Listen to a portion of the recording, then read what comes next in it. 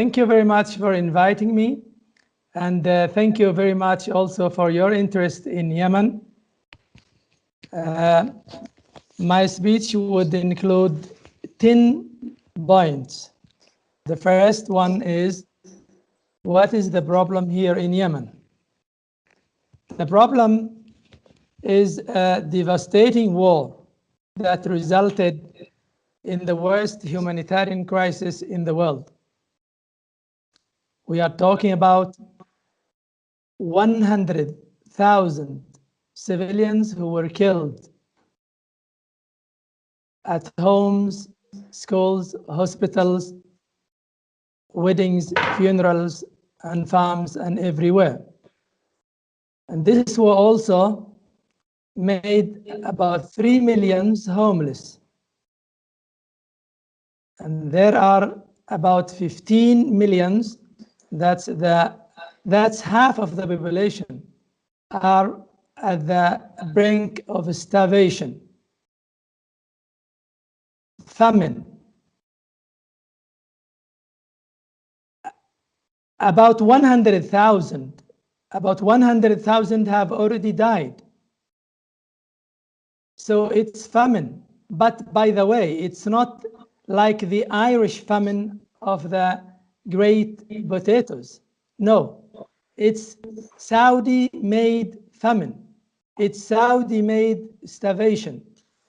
Saudi Arabia spent billions of dollars to make this famine, to make this starvation.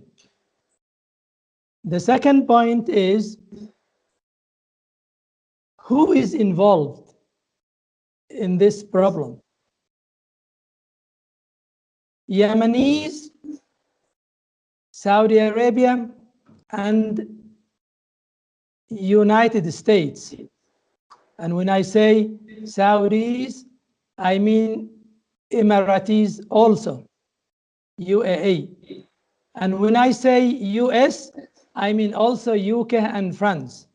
But without United States, Saudi Arabia would not have gone to this dirty war at all. You may ask now, are Qaeda, ISIS, and Iran involved?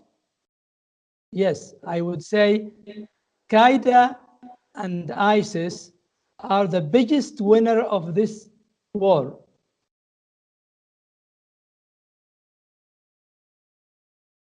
And Iran is not in Yemen, but it is benefiting very much from this war. Iran wants to see its regional rival, Saudi Arabia, bogged down in this quagmire forever. So Iran is not losing anything, but gaining everything. With every bullet fired to Yemen, Iran is gaining without losing anything.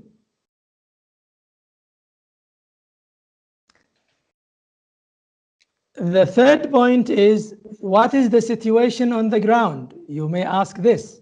What is the situation on the ground now? Well, generally speaking, north of Yemen is under the control of Houthi, all the north of Yemen. And majority of the population, I'm talking about 80%, 80 of the Yemeni population, of the Yemen population in the south and north, is under the control of Houthi in the north.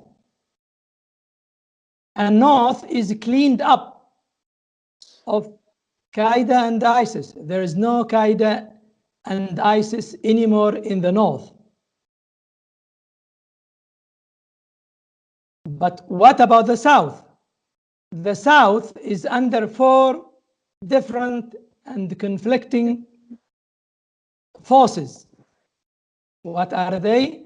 Saudis, Saudi forces, Emirati forces, Qaeda, ISIS forces, and separatist forces. Separatists. So we have 4 conflicting forces in Aden, in the south, which means insecurity is high, assassinations are every day, bombings, suicide bombings, and all kinds of violence are there. The so-called legitimate government can't stay in Aden. The so-called legitimate president, who is still exiled in Riyadh, is not allowed to return to Aden, the capital of the South. United Nations staff can't stay in Aden. Diplomats can't stay in Aden, but they can stay in Sanaa because of the security. So you might ask why the South is so messed up, why the South is so chaotic. I'll tell you. Saudi forces and Emirati forces are conflicting because they are supporting opposing sides. Saudis and Emiratis are united only over Houthi, but they are divided over Islah. Islah is the brotherhood, the Yemen brotherhood. The Saudi forces on the ground, are mainly from the brotherhood. And the Emirati forces on the ground are mainly from the separatists and the Salafis, both of which are the enemy of brotherhood. So this is the problem in the South. Now,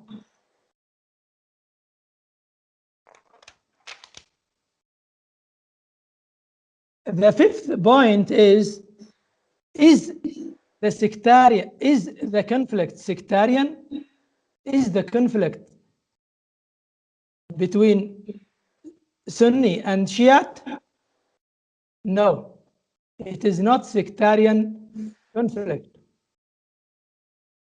But Saudi Arabia wants to portray it as sectarian conflict between Shiite and Sunni. There is no Shiite in Yemen. There is no Shiite in Yemen like in Iran or Iraq or even the eastern part of Saudi Arabia. Houthi is not Shiite. Houthi is Zaydi. And Zaydi is moderate sect of Shiite. And Houthi, Zaydi, represents about 40%, 40% of the population of Yemen. And the rest of Yemen is Shafi'i, mainly Shafi'i. What is Shafi'i? Shafi'i is moderate sect of Sunni. So in Yemen there is only Shafi'i and Sunni who have been in harmony, who have been in coexistence without any problem. They never had problems. There is no special mosque for Zaydi. There is no special mosque for Shafi'i. They go everywhere. This is a fact. They go to the same mosque every day. Anyone can lead in the mosque. Anyone can lead. I'm talking about a fact. In my neighbor, everywhere in Yemen, you can go any mosque. There is no special mosque for Zaydi or Shafi'i. Houthi movement is made up from all political groups, from all sects, and from all regions. For example, I myself, I am secularist. I am secular, but I am supporting Houthi 100%, because Houthi is now leading Yemenis against the invaders, and the occupiers. I am, as I told you, I am secular, and I am not from this Houthi sect. I am not from the Houthi region. I am not from the Houthi political affiliation, but I am supporting Houthi 100% because of the invasion, because of the Saudi dirty war. Now, the sixth point is, how did the war begin in the first place? Well,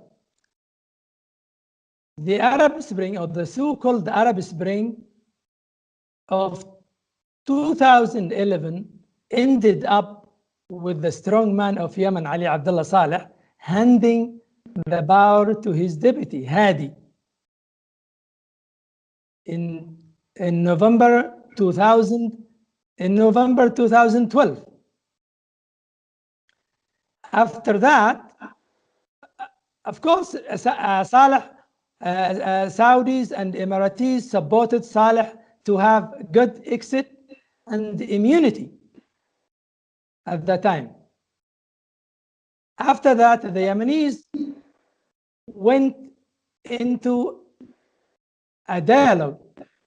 They entered a national dialogue. All the groups of Yemenis, including Houthi, entered a national dialogue. And after 1 year, of debates and discussions, they came out with a vision about how Yemen should look like after Hadi. And then they started to implement that vision by forming a government to run a referendum for a new constitution and election of new president and new parliament. But what happened? Only hours before this agreement was announced by the UN envoy here in Sanaa, Saudi came and bombed Yemenis in the capital Sanaa and everywhere. So Saudis came to bomb us, to bomb Yemen, only hours, and this is documented in the UN Security Council. They came to bomb Yemenis in Sanaa and everywhere because they didn't like that solution. Now, the other point is, who remained with Houthi after Hadi and his government, mainly from Brotherhood, after they were forced to exile in Saudi Arabia. Who remained with Houthi? The strong man, Ali Abdullah Saleh. He allied with Houthi against Saudi invasion. He allied with Houthi against Saudi invasion, although they were enemies. Houthi fought 6 wars against the army of Saleh from 2004 to 2010. But Saleh allied with Houthi. But what happened for this alliance of convenience? This alliance of convenience ended up with the murder of Saleh, with the killing of Saleh in December 2017, last year. Why? Because Saleh called for rising up against Houthi here in Sanaa, and he was killed 2 days after his call, because he switched sides with Saudi Arabia, and this is what happened. So The point number 8 is, how could it be fixed? How could it be fixed? I'll tell you. There is no military solution, as the previous 4 years proved. And there is no humanitarian solution, because there is no one in the world who can feed the Yemenis forever. And I would add tonight to you in Dublin, in the Republic of Ireland, let me say Ireland, I would add tonight to you that there is no solution. There is no political solution as well.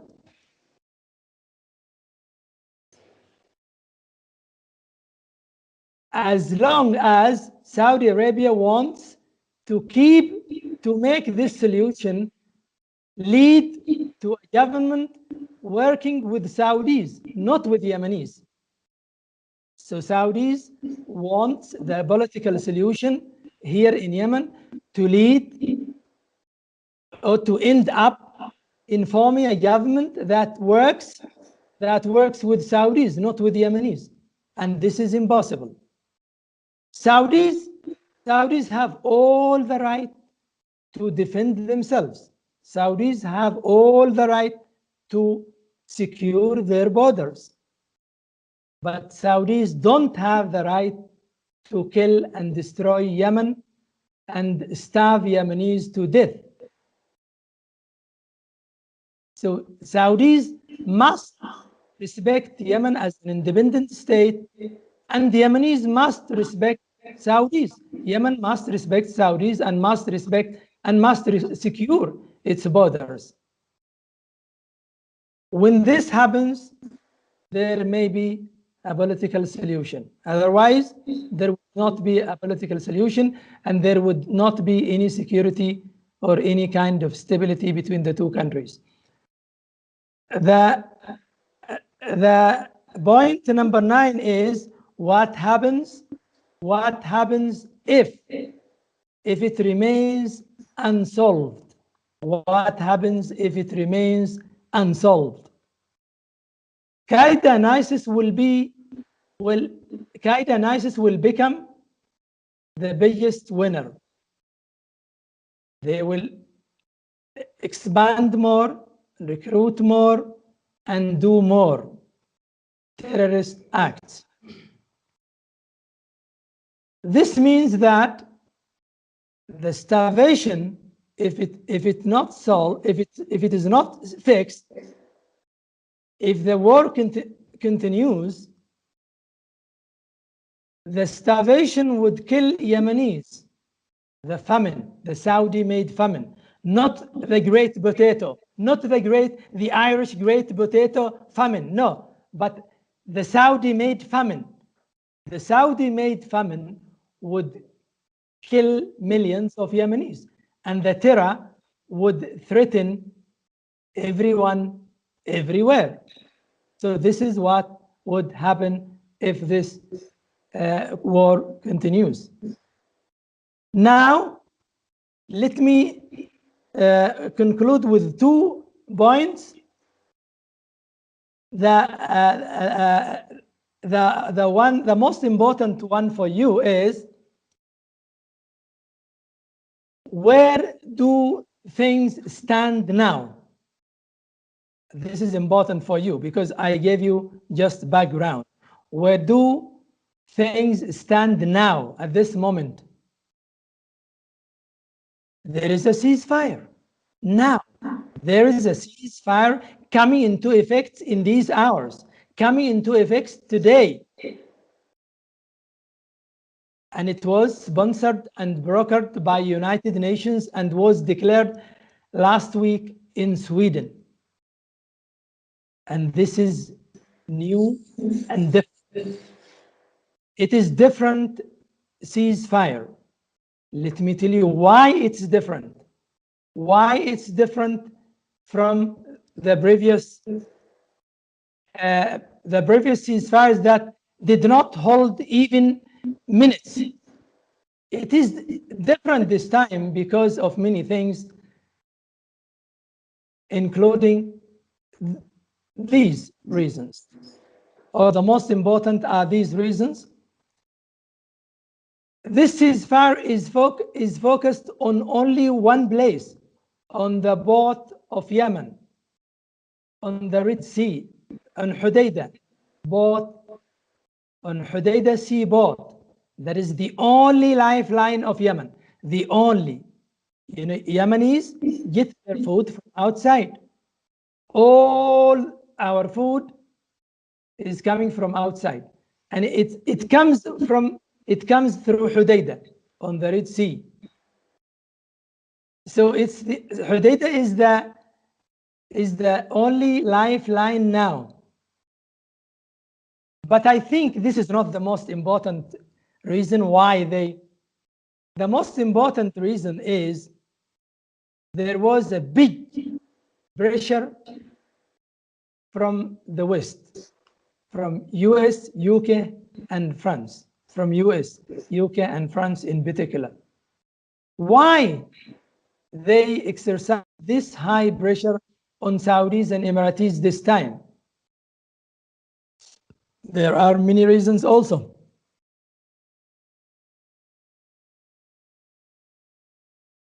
They are very concerned because they don't want any chaos in the Red Sea, because Red Sea means the waterway of Bab al-Mandab, where millions of barrels of oil pass every day, and also commercial ships pass there. It's a waterway, strategic waterway, very important. So they don't want any problem there. And why they are now concerned? Because the forces, the Saudi forces and the Emirati forces who are now around the city of Hudaydah are mainly from Qaeda and ISIS. They are brotherhood with links to Al-Qaeda and ISIS, and they are separatists and Salafis with links of Qaeda and ISIS. This is fact also. You can make sure of what I'm saying. So the people who are fighting with Saudis and the Emiratis as mercenaries, Yemenis or Sudanese, they have links to Qaeda and ISIS, or they are at least cooperative. I mean, Qaeda and ISIS are doing. They are doing well. They are fighting alongside Americans, not only alongside, because they know how to hide themselves. They are not saying we are Qaeda, but Yemenis know who are Qaeda and who are ISIS. So this is the most important thing that made the Western people or the Western countries to exercise pressure on Saudis and Emiratis to stop this war. And I would add now that even or despite all these things, I would consider this ceasefire like the previous ones, if you ask me about my opinion. If Mohammed bin Salman, the crown prince, the Saudi crown prince, or the clown prince, if you will, if he is not fed up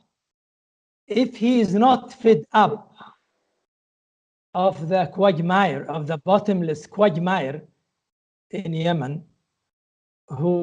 which he thought at the beginning that it would be only a picnic or a piece of cake, but it turned out to be 4 years of quagmire, 4 years of attrition war.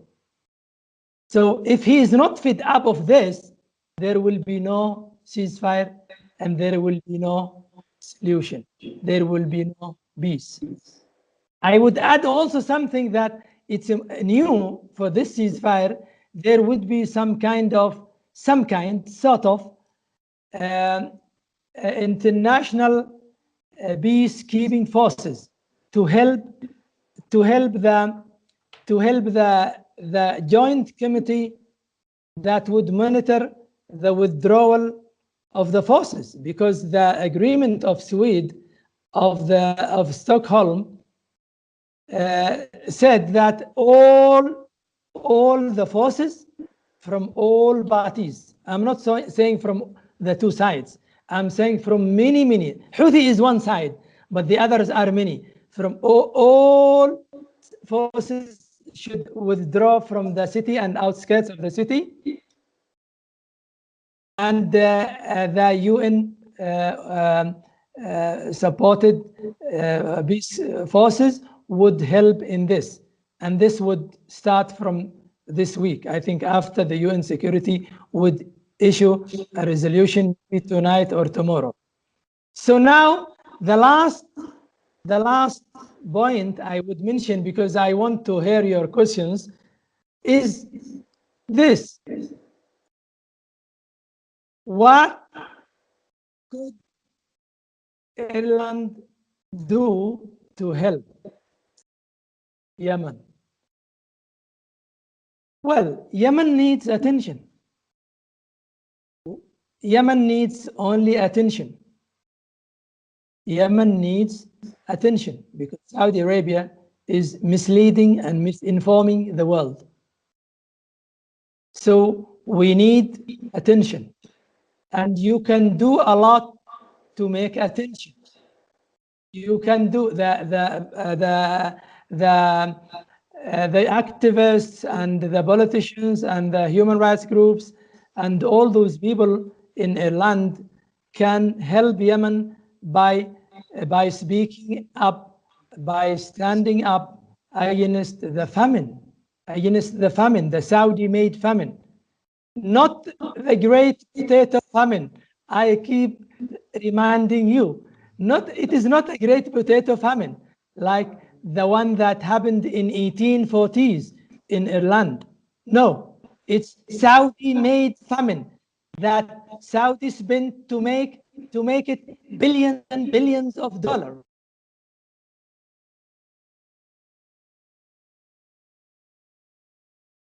Of disgrace on humanity.